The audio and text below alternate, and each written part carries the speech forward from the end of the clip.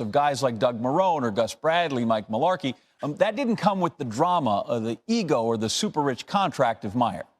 So 2-11 is bad enough, but 2-11 with an embarrassing night out in Ohio. Quarterback sneak preparedness questions. Reports of player dissatisfaction and friction. Assistant coach abuse, top draft pick regression. See, that makes things even more uncomfortable. The following Urban Meyer comments were not leaked to the media. It's standard Wednesday availability. There's a report that Shad came by the facility, had a conversation with you and the coaching staff. Is that accurate, and what was that conversation like? Oh, that's between Shad and the staff, but he's always been very supportive, and that's between him and the staff. But he's since the day I've met Shad Khan, he's been always supportive. You had those type of leaders on the offense. Is it a little bit of a letdown to find out that you don't have? I didn't say we don't. I don't say we don't. I think we're really struggling. And I know Trevor's going to be a great leader. He is a leader. It's not being effective right now, but when you talk about trying and looking at different things and just trying to put the puzzle together, we're trying. Yeah, I mean, you're always going to have some form of drama. I've learned that even just the NFL is just more drama in general than college, no matter where you're at. But you're right. I mean, there's been a lot, and yeah, to your point, I do think that has to change, and that's something that we need to work on for sure. And a developing story with more coming from the Jags and Urban Meyer as speculation continues over his job security. Former kicker Josh Lambo alleging that Meyer kicked him during warm-ups prior to the team's final exhibition game in August. Lambo released this past October said that he frequently was not kind when referring to the whole long snapping punter holding unit. He says, "I'm in lunge position. Left leg forward, right leg back." Urban Meyer, while I'm in the stretch position, comes to me and says, "Hey, expletive, make your expletive kicks," and kicks me in the leg. It certainly wasn't as hard as he could have done it, but it certainly wasn't a love tap. In response, here's Meyer. "Josh's characterization of me in this incident is completely inaccurate. There are eyewitnesses to refute the account. Trent," he's talking about general manager Trent Baalke, "and I met with him on multiple occasions to encourage his performance, and this was never brought up. I was fully supportive of Josh during his time with the team and wish him nothing but the best." Now we bring in our NFL analyst, Tim Hasselbeck. And Tim, listen, I think there's people sensing weakness around Urban Meyer, so now it's time to come out and here's more things and might be piling on. But it's another bad headline for Urban Meyer and your football team, and how much more of this can he survive? Because at some point, right, there's a regression. If you're 2-11, that this might not be worth it no matter what the cost is.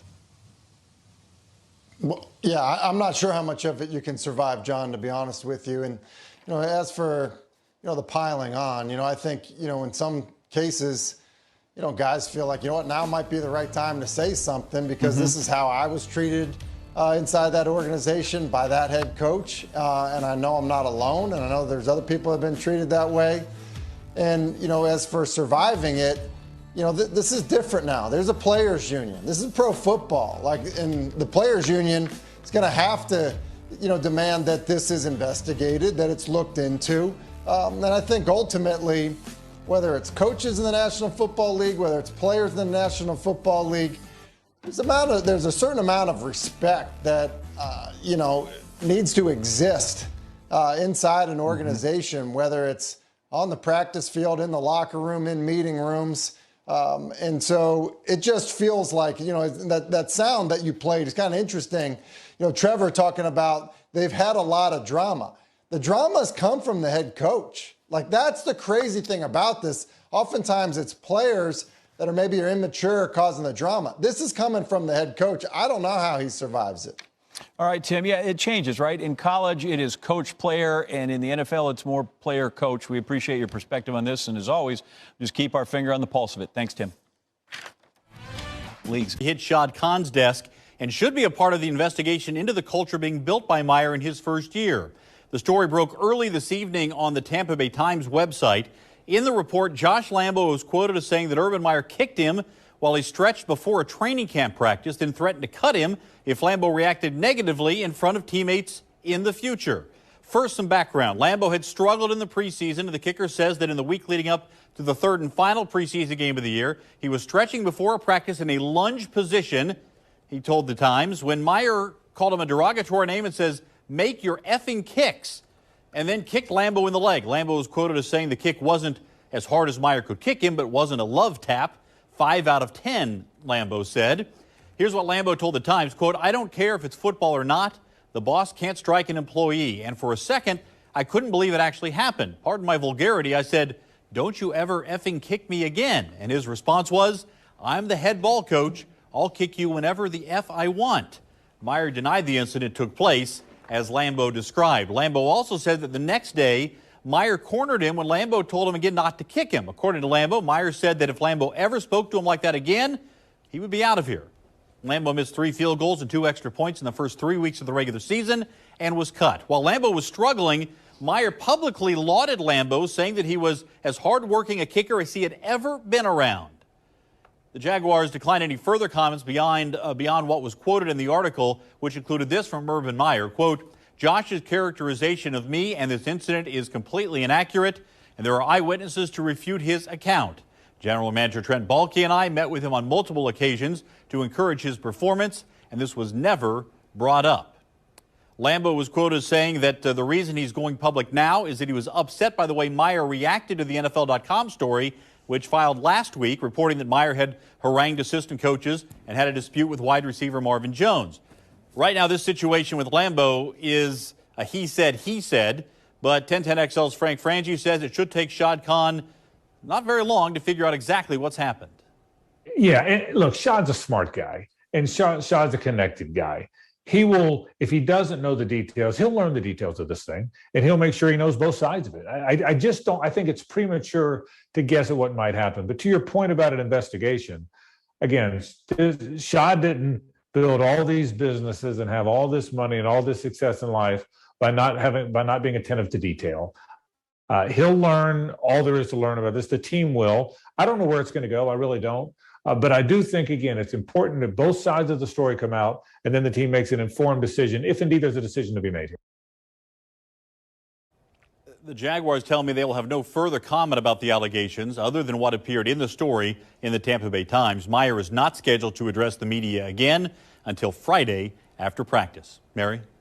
All right, Cole. Well, the story has created quite the buzz among Jaguars fans. Joy's here with some of their reaction. Joy? Mary, they have a lot to say about this. We heard from several fans tonight, including a 10-year-old boy who said if the allegations against Meyer are true, he feels let down. It's very unprofessional, and coaches shouldn't do it because it's disappointing to see a coach and hear a coach do that. Urban was great at Ohio State, and I'm still a big fan of him, so I don't like that he's not doing well here. If the team is not united in the locker room, I promise you it will reflect on their performance on the field. If the coaches, the players are not in sync, it's going to show up on the field, always, every time. Our News4Jax insiders are also sharing their thoughts. User RealJLW writes, all around bad news for the Jags. And a defeat at the hands of the Tennessee Titans, the team's first shutout since 2009. Now, on top of that, there's a national buzz over reports of infighting in the locker room over Coach Urban Meyer's leadership. News4Jax reporter Scott Johnson has been sampling the opinions of local fans. This is what life has been like for Jags fans all season, getting so excited all season in their team colors.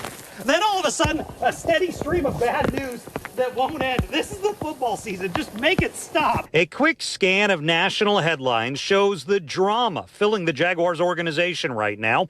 Tension boiling over between Coach Urban Meyer, Jaguars players, staff.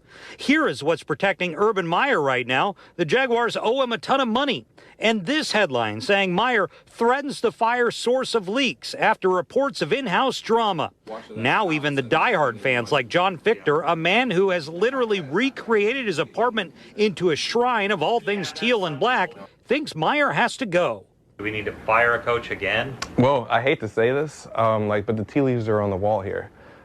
You see small things that are really alarming. News4Jax sports anchor Cole Pepper and I talked about this in depth. Following the Tennessee shutout, he points out two interesting facts. Shad Khan gives coaches more time than almost any owner in the league. But there was one exception to his patience when the team brought in Tom Coughlin and similar headlines popped up behind the scenes of infighting. I think it really comes down to what Shad Khan knows he knows and what he thinks he knows.